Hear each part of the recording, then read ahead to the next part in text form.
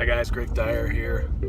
You know, in this whole idea of like the stories that we tell ourselves, I started thinking about the things that are kind of part of, who we be and just the way we approach life and whatnot. Some of the things that just, that you may have worked on your whole life and maybe they're just not shifting or whatever. And we kind of talk about the idea of like supporting and really stepping into your strengths and using those and not so much worrying about making your weaknesses better or anything like that, but just really strive to make your strengths and, double and triple down on those things. And in thinking about that, I was thinking about one of mine. I want to share with you guys this. And it's just the fact that I just have this tendency to forget things. I forget some of the things that I tell people. I forget what people tell me. I forget what I agree upon from time to time. And it's got me in trouble before. People may be wrong for it. And actually one of the things that kind of came into play in my second divorce was the fact that I just tended to not pay attention to some of the stuff that I said that I promised I would do or whatever else it was. The thing is that I just find myself so often getting caught up in the moment and spending time there in the moment.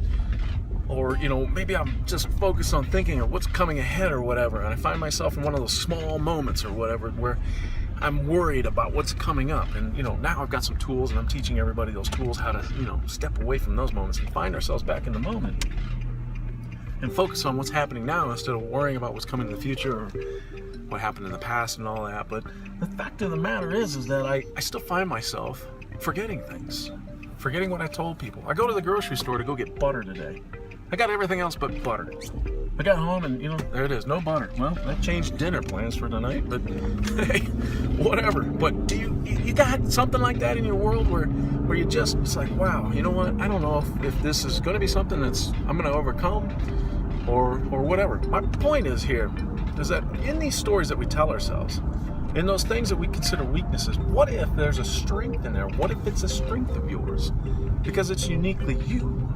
And just because it doesn't measure up against everything else in society or the way that everybody else does things or whatever, why would we go ahead and make ourselves wrong or allow others to make ourselves wrong for that behavior or the way that we just are, we be, or we look, or whatever it is?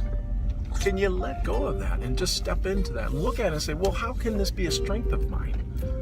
Well, and I thought about it. What if it's, for me, example, what if the fact that I am so capable of letting go of the things that should be happening and I get so absorbed by the moment and, I get to experience that moment unfettered by whatever else is there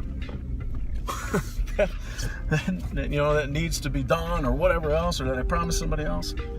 Maybe, I don't know. But nevertheless, it's just, a reminder for me and maybe for you guys to, what if we just step back from it, making ourselves wrong for that or allowing others to make ourselves wrong for that. Anyway, I've got a workshop coming up this weekend, January 27th. It's going to be at the Coble Library. And we're going to go through all of this kind of stuff, just all of the stories that we tell ourselves, and then work on all the things that we can do to help support the idea of getting to hearing that bliss of ours and then following. So I'd love to have you there. Check it out. I'll put the link in this post so that you can go right to it and click on it, go there. Right now it's like a 2-for-1 deal. Sign up and bring a friend or a family member or whatnot. Love to have you. Anyway, you guys, thanks for watching today.